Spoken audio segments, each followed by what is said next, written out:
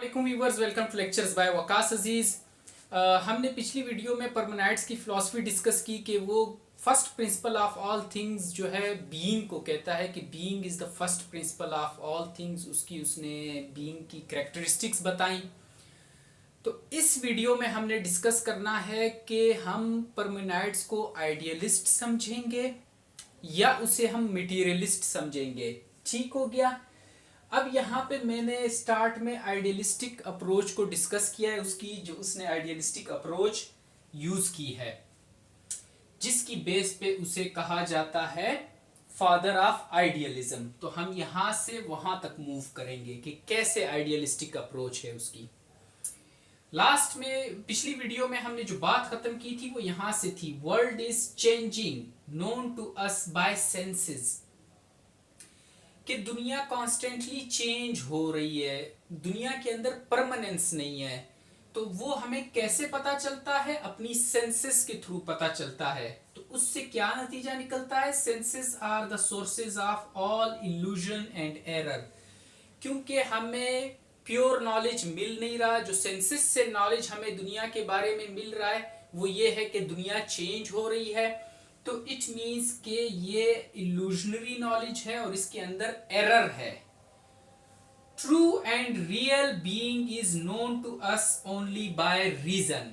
अगर कोई बीइंग है जो कि बिल्कुल परमानेंट है, जिसके अंदर कोई चेंज नहीं है, तो उसको अगर अंडरस्टैंड करना है तो वो सिर्फ रीजन के थ्रू पॉसिबल है कि हम उसे अंडरस्टैंड कर सकें।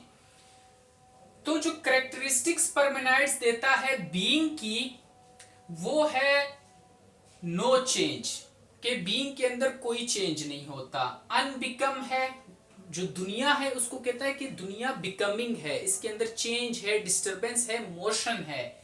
बीइंग के अंदर ना तो मोशन है, ना डिस्टरबेंस है, ना चेंज है, इसलिए अनबिकम है। अनडिवाइडेड है, कोई और बीइंग ऐसी है नहीं जिसके ऊपर इसको डिवाइड किया जा सके। इनडिविजिबल है, अनमूव्ड है, no beginning no end, imperishable है, हमेशा मौजूद थी और रहेगी। इटरनली एंड टाइमलेसली प्रेजेंट, इस बीइंग का ना कोई पास्ट है, ना कोई प्रेजेंट है, ना कोई फ्यूचर है। ठीक हो गया। सिर्फ एक क्वालिटी ऐसी है जो कि बीइंग के अंदर हमें पता चलती है अपने रीजन के थ्रू, वो क्या है? इजनेस, कि ये है। ठीक, ये हमें रीजन के थ्रू पता चलता है। अब ये कैरेक्टरिस्टिक्स मैंने तो पिछली वीडियो में डिटेल में बताई हैं। आप लोगों में से जिन्होंने वो वीडियो जिन्होंने नहीं है देखी, मैं डिस्क्रिप्शन में नीचे लिंक दे दूंगा, देख लें। फिलहाल इसको ये अंडरस्टैंड करें परमानाइट्स की कि ये कैरेक्टरिस्टिक्स हैं बीइंग की। अब इन कैरेक्टरिस्टिक्स को हम सिर्फ रीजन के थ्रू अंडरस्टैंड कर सकते हैं। बीइंग क्या है? परमानाइट्स की जो बीइंग है वो एक एब्स्ट्रैक्ट थॉट है, एक कंसेप्ट है। आप ये नहीं कह सकते कि वो बीइंग यहां पे है या वहां पे है, कुछ नहीं बताया जा सकता। Not here not there, eternally timelessly present, no past no present, no future, no beginning no end. ये जितनी भी कैरेक्टरिस्टिक्स हमने पढ़ी हैं ये सारी एक एब्स्ट्रैक्ट थॉट है, एक कंसेप्ट है। We can form the idea of being by process of abstraction. हम being का जो आइडिया है वो एब्स्ट्रैक्शन के प्रोसेस से बना सकते हैं। एग्जाम्पल है डेस्क की। पहले डेस्क की एग्जाम्पल देखें, फिर बीइंग की देखते हैं। आपने डेस्क को जब आप परसीव करते हैं अपने सेंसेस के थ्रू, तो आप कहते हैं कि इसकी एक स्पेसिफिक शेप है, स्क्वायर है या राउंड है। आप ये देखते हैं कि ये हार्ड है, उसका कलर देखते हैं, आप उसकी हाइट देखते हैं, विड्थ देखते हैं, फिर आपको उसकी क्वालिटीज से पता चलता है कि ये एक डेस्क है।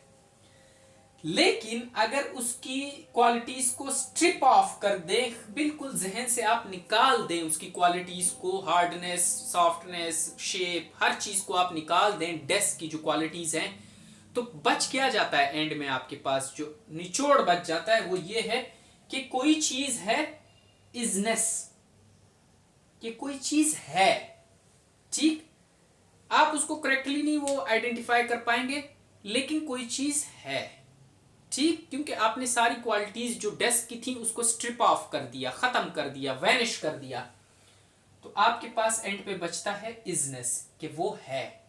ठीक, अब बीइंग भी इसी तरह है।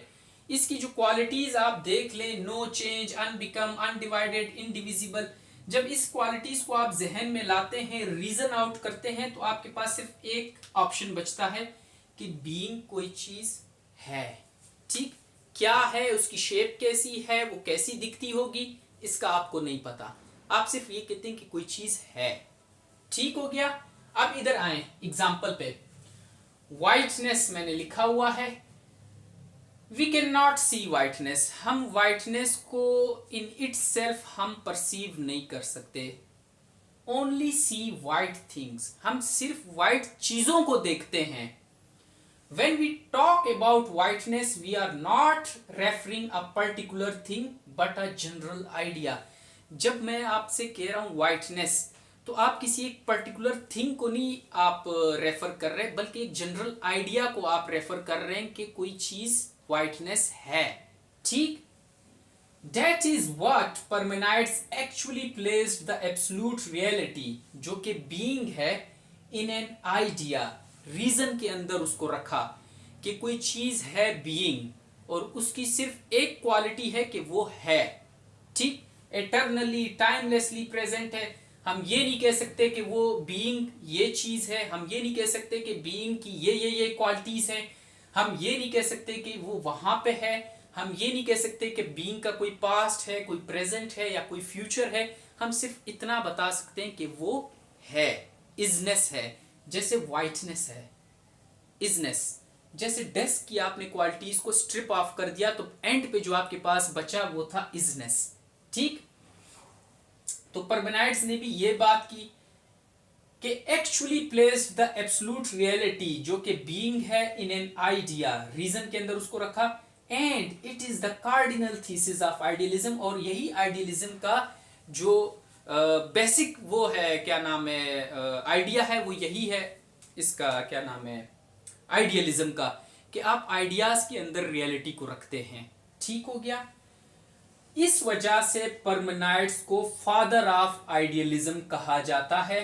लेकिन हीटेड डिबेट ये है कि इसे मटेरियलिस्टिक अप्रोच पे कैसे उतारा जाता है परमेनाइड्स की फिलॉसफी को। ठीक, ये जो बीइंग का कंसेप्ट इसने दिया, जो हमने पिछली वीडियो में पढ़ा या जो अभी आपने देखा, इसकी कैरेक्टरिस्टिक्स देखी, आपको सिर्फ एक चीज नजर आई, इजनेस, के वो है। लेकिन आप करेक्टली नहीं बता सकते कि क्या चीज, क्या क्या क्वालिटीज हैं, कौन सी चीज को आप बीइंग कह सकते हैं, आप नहीं बता सकते। सिर्फ आइडिया के अंदर आपने उसको रखा हुआ है, एक जनरल आइडिया उसका बनाया हुआ है। लेकिन इसी जो फिलॉसफी है परमेनाइड्स की बीइंग के बारे में, इसको मटेरियलिस्टिक अप्रोच पे कैसे उतारा जाता है, इसको इरेज करके मैं लिखता हूं। यहां तक बात समझ आ गई आप लोगों को? नोट कर लें इसको जी। तो आ जाएं, देखें कि परमेनाइड्स की फिलॉसफी को हम मटेरियलिस्टिक अप्रोच पे कैसे उतार सकते हैं। उसका जो कंसेप्ट ऑफ बीइंग है, बीइंग उसने कहा अल्टीमेट रियलिटी है, no change, undivided, unmoved, eternal, timelessly present, unbecome. ये जो हमने कैरेक्टरिस्टिक्स पढ़ी, वो कैरेक्टरिस्टिक्स तो परमेनाइड्स ने दी, लेकिन एडिशनल कैरेक्टरिस्टिक्स भी बताई बीइंग की। क्या? ऑक्युपाई स्पेस, के वो स्पेस ऑक्युपाई करती है, फाइनाइट है, लिमिटेड है, स्फेरिकल और ग्लोब शेप्ड है। ये देखें, उसने कहा कि बीइंग जो है वो स्फेरिकल या ग्लोब शेप्ड है, फाइनाइट है और स्पेस ऑक्युपाई करती है। Being is full with no mixture of empty space in it. Parmenides ने कहा कि जो बीइंग का अंदर वाला हिस्सा है, इसके अंदर कोई एम्प्टी स्पेस नहीं है, ये बिल्कुल फुल है। ठीक, जैसे कोई हार्ड ऑब्जेक्ट आप देखते हैं, ये बिल्कुल फुल है, इस अंदर वाले पोर्शन में कोई एम्प्टी स्पेस नहीं है। और परमेनाइड्स का ये मानना था कि एम्प्टी स्पेस एग्जिस्ट ही नहीं करती। ठीक हो गया। तो यहां पे देखें, ये जो क्वालिटीज हैं, ऑक्युपाई स्पेस, फाइनाइट, स्फेरिकल और ग्लोब शेप्ड, अब यहां से तो हमें कुछ एक टच मिल रहा है कि ये तो कोई मैटर की बात कर रहा है परमेनाइड्स। पहला आर्ग्यूमेंट देखें, anything which occupies space, shape and is finite, limited must be a matter।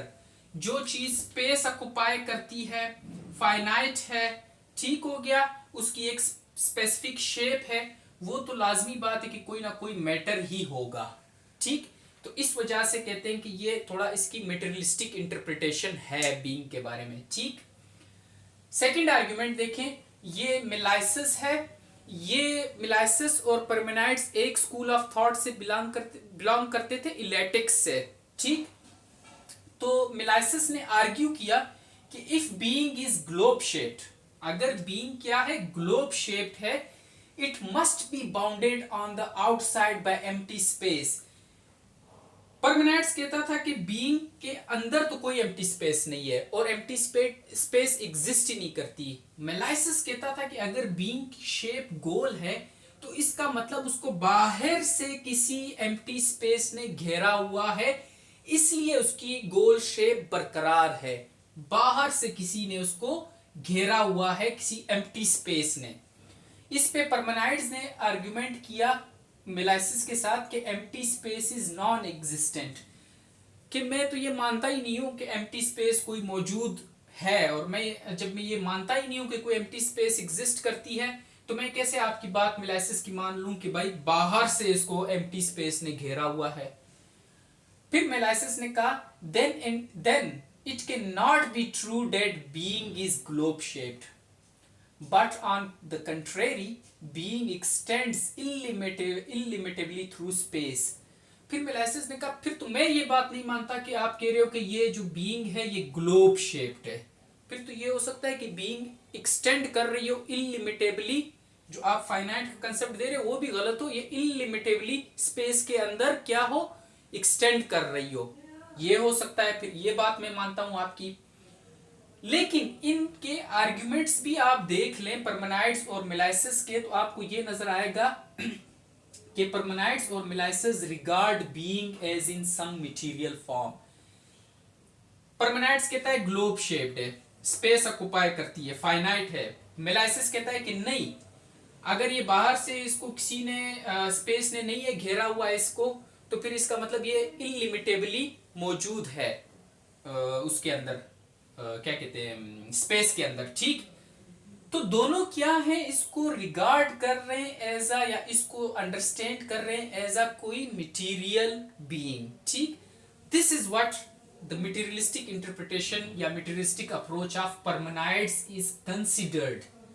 ठीक हो गया, अब समझ आई आइडियलिस्टिक अप्रोच या मटेरियलिस्टिक अप्रोच की। जब हमने आइडियलिस्टिक पढ़ा था तो हमने सिर्फ इन क्वालिटीज को देखा था, इनको मैंने छुपा के रख दिया, मैंने कहा नहीं, ये जब हम मटेरियलिस्टिक पढ़ेंगे तो इन क्वालिटीज को मैं बताऊंगा, क्योंकि फिर कंफ्यूजन जो है वो अगर उसी टाइम बता देता तो कंफ्यूजन ज्यादा होती।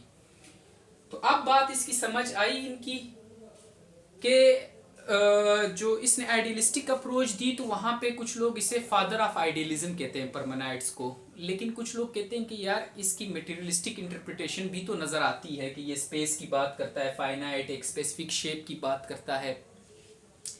तो ये इसलिए परमेनाइड्स का ये बहुत एक हीटेड डिबेट है कि इसको हम आइडियलिस्ट कहें या मटेरियलिस्ट कहें। ओके, जो नेवरदलेस जो परमेनाइड्स की फिलॉसफी है बीइंग की, वो तो मैंने अलग वीडियो में बताई है, उसका डिस्क्रिप्शन में लिंक आपको मिल जाएगा। और जो इसका ये है एक डिबेट है कि मटेरियलिस्टिक अप्रोच है इसकी या आइडियलिस्टिक अप्रोच है, वो हमने इस वीडियो में डिस्कस कर लिया। चलें, थैंक यू, अल्लाह हाफिज़।